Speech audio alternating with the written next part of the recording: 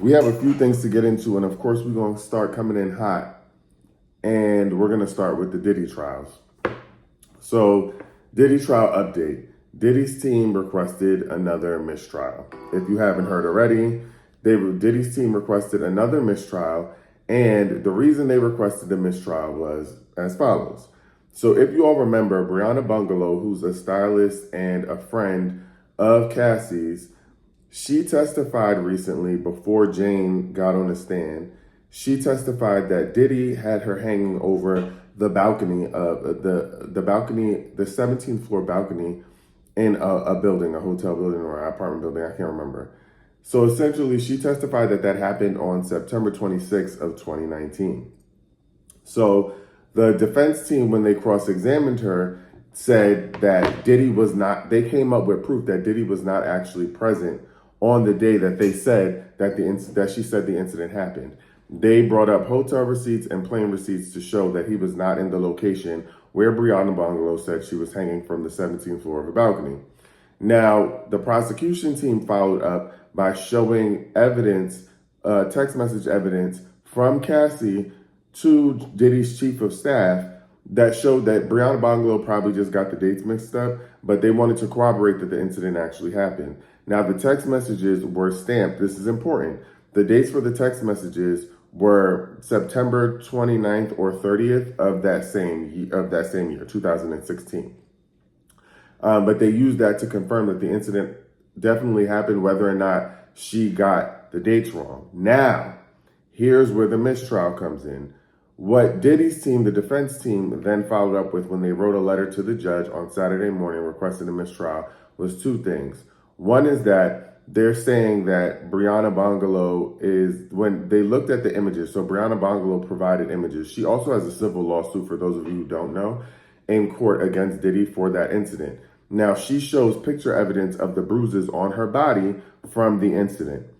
The problem is that the date that is time-stamped on those pictures are from the 26th of September. Now, remember, they're saying that Diddy was not anywhere near Brianna Bungalow during that time. So what they're saying is that even though the prosecution team showed evidence that it may have happened on the 29th or the 30th, how is that possible if Brianna Bungalow's pictures from her bruises are on the 26th of September? Now, the second issue is that they are saying that Cassie, when she was on the stand, shared that she witnessed the incident with Brianna Bungalow happening where she was dangling from the 17th floor balcony. She said she witnessed it. The challenge with that is that the text messages that were shown in court as evidence show that Cassie actually texted Diddy's chief of staff saying, "I just found out some crazy-ish," which implies that she wasn't actually there and that she testified she was there and that that wasn't true. Now, we're waiting for the judge to let us know if he's going to grant the mistrial, but I don't foresee him granting a mistrial. I think at the very least he may say that they need to take that, the jury needs to not consider that when making a decision, or they may say that her testimony was not valid, which is the defense team's job. But I can't imagine that he's going to grant a mistrial, but that does look bad, especially because they're able to prove the dates. And also, I just want to say, their strategy right now is to get a mistrial. That is their strategy. Diddy is looking really guilty, and we'll talk more about how, but their strategy is to get a mistrial. So we're waiting for the judge to let us know if he's going to grant the mistrial. Hopefully we'll find out soon. Now, the other important update in the Diddy trials, Jane, so Diddy's ex, who is testifying under the pseudonym Jane, was still on the stand on Friday. Now, people have since been leaking the identity of Jane, but I want to say that we will not be doing that here. I feel like it's important for them to remain confidential, even if the internet is suggesting that is someone or saying that is someone, because they're a victim. So Diddy's ex, who's taking the stand under the pseudonym Jane, continued to testify. She said a lot of really important things, but some of the important things that she said was that she didn't want to participate in the hotel parties after a while, but Diddy didn't give her any choice. Diddy continued to bring different men into the space. Now, what she did say, and she did testify to, was the fact that she would tell Diddy she wasn't attracted to some of the men, so that she didn't have to participate in these hotel parties or freak-offs. However, Diddy would just send them home and then bring another guy in.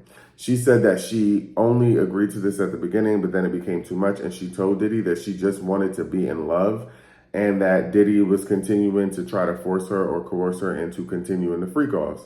Now, the thing that's really important is that Diddy was paying her bills. So a part of what happened was that Jane is a content creator and was thinking about starting an OF. I think I shared this with you on OnlyFans. Diddy said no. Diddy agreed to then pay her an allowance. Now, part of the allowance was that he would pay her $10,000 a month rent because she said she wanted a big house for her and her kids. Now, what came up is that Diddy is still paying her bills, still paying the $10,000 a month, even as they're on trial. Now, there's a few important things that we need to touch on about what Jane Doe said. One is that she continued to say that she didn't want to participate. She said that there was even an incident where she said that she was sick. She went in the bathroom and threw up after being intimate with two men. And she said that she didn't want to do it anymore. And Diddy said, you threw up, you should be fine. Now you need to get back out there, and made her continue to participate in the hotel party with a third man. She also talked about instances where she wanted to use a condom, but he wouldn't allow her to. And he said he didn't want to see any rubbers. She also talked about getting UTIs consistently and having a nipple infection, which to me is just egregious and crazy. And the fact that she has to relive this is insane. But she's had it as bad as nipple infections because of said freak-offs and hotel parties. And she was still forced to continue to participate in them, even though she was saying she didn't want to and that she was in love with Diddy and she just wanted it to be them. She also said that there were times where Diddy would make her think that there were going to be intimate trips for just the two of them because they were in a relationship. And then when they got there, Diddy would surprise her or spring on her that he wanted to have a hotel party or a freak off, even though she didn't continue to want to. Now, she said that they showed evidence of her saying that she didn't want to continue to do it, but Diddy was very much insistent on it. Though I want to say that I think they're still working on driving the point home that she didn't, that this was force or coercion. Now, there was audio from Diddy. There was a voice note that was played in court from Diddy where he was essentially telling her, you get it together or forget it forever. I'm going to play that audio for us so we can hear it. But the audio from Diddy, everyone is talking about, is basically saying that Diddy was being aggressive towards her and telling her she didn't have a choice. So hold on. Here's the audio. Hey, I really don't know what's going on with you, but I just want to just give you the heads up that I'm about to really disappear on you. You feel me? I'm not going to be playing these games with you at all, at all. So I don't know, you think you silent treating me, and you think I'm going to be, nah. You'll have a rude awakening. You'll just have silence. And ain't nobody threatening you, and I ain't trying to go back and forth with no woman. You know what I'm saying? I'm telling you, I ain't got no time for no motherfucking games. Where my life is at right now, I don't have no time for no games, baby girl. Me and you can be mad, I can have a spat, we can have whatever. Then after that, you better get on your job. That's really, that's all it is. Cause you got me on my job. Nah, it ain't never gonna work like that over here. You know what I'm saying? I was trying not to leave this message, but you have left me no choice. So how do you go in the direction of like moving on and shit like that? Or you like, just like have me just keep moving? Ain't no threat, I'm just being clear. I can't do this shit with you every time you get upset. Now, what people are saying is that he clearly says in the message that he's not trying to threaten her and that the defense team is going to use that because he's saying, I'm not trying to threaten you. I'm just saying, like, if that's what it's going to be. Now, obviously, based on her testimony, she's saying that she loved him and there's emotional manipulation, and that's what continued to make her pursue this relationship with Diddy. She also says that they entered into a 2-year love contract, which is why he's still paying her bills, where essentially this is why he's saying you need to get on your job because he was paying her bills. And I guess what he's suggesting is that in agreement for that, you're supposed to keep me happy. And she said in her testimony that he was saying that she basically interpreted that he was saying that her job was to keep him happy. Now, what's also important to note is that she testified that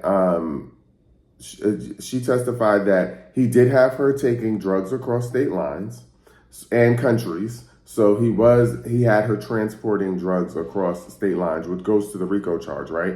A RICO organized crime. Organized crime involves taking drugs across state and country lines. He would tell her to deliver a package. She also testified that one of his bodyguards said that not for her not to be worried because he used to do it all the time.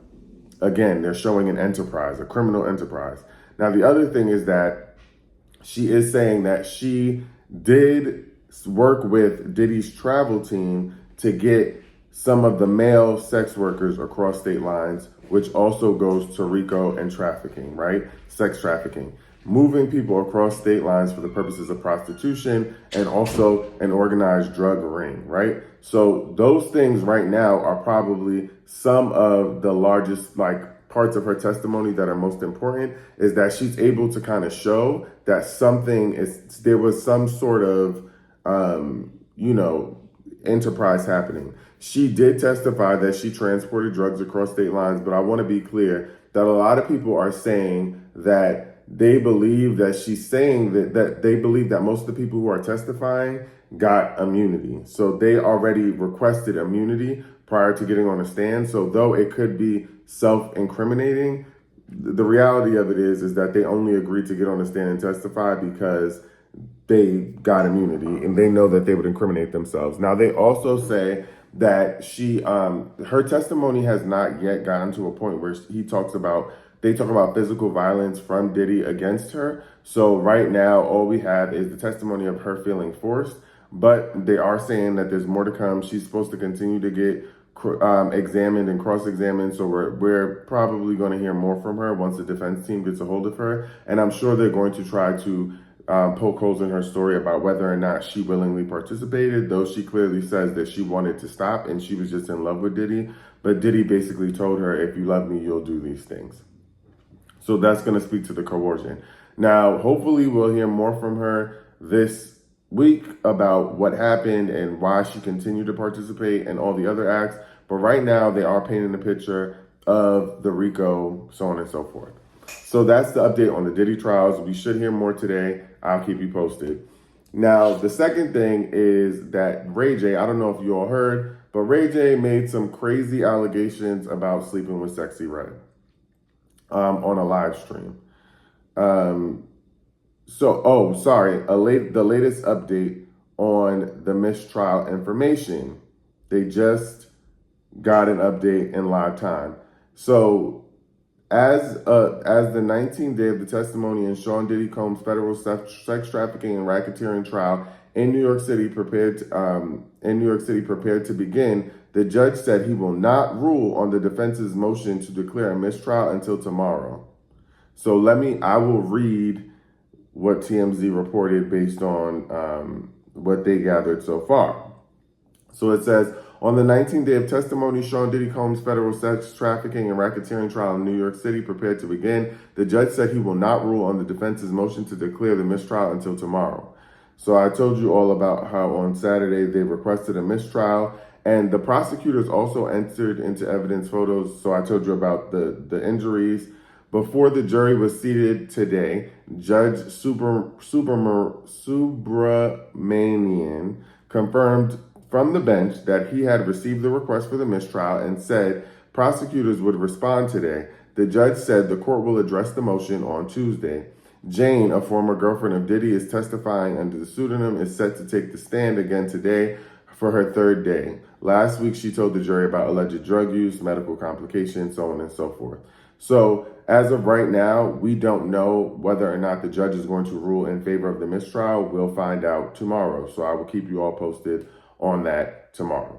Now, back to what we were talking about before. If you all have not heard, Ray J, who I think is crashing out because I think he's trying to distract us from the potential whatever is happening in the Diddy trial. But here's what he said on his streaming the other day. Sexy Red. Stop playing with me.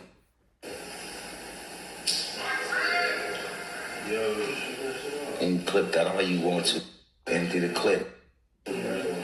Talking about our party with Sexy Red. Slept with Sexy Red. Ask her. That's on a dead homie. I slept with her.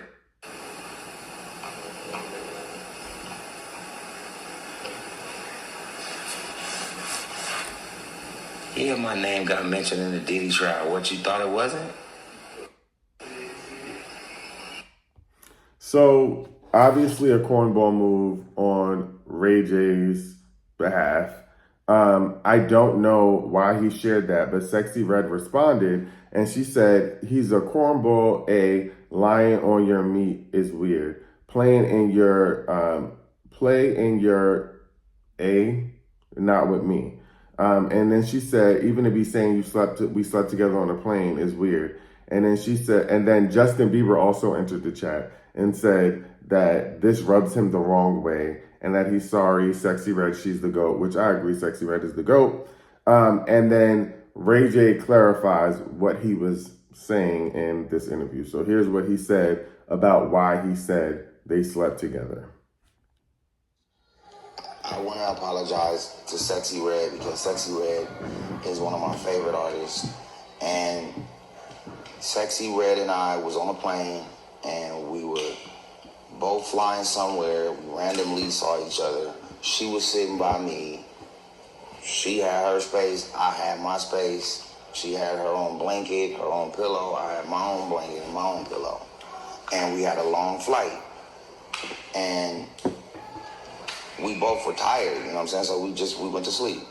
Just like we would sleep with anybody else that was sitting next to us on the plane. I went out of control and I said that I slept with Sexxy Red. And that's insensitive and it's not okay. And it's trolling at the highest level. And I want to say, Sexxy Red, my bad. First and foremost. So that's when Sexxy Red said, even to be saying we slept on the plane together, she said, I said hi and kept it pushing. Is you cool, cuz? Is you cool, cuz? So basically saying like that was even a stretch that he said that. And it's just weird. Like, what made you get on live and do that?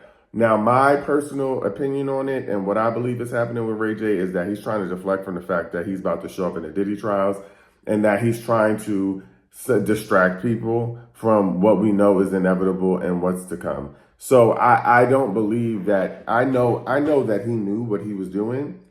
And I wholeheartedly believe that his goal right now is to distract everyone from what's happening in the Diddy trials so that people don't realize what's about to happen to him. That's my personal opinion, but I do believe that that's what's happening here. So there's that on Ray J. Ray J is going to continue to troll us until he gets what he wants, which is the attention from people saying, I guess, a whole bunch of nothing. So that's the latest.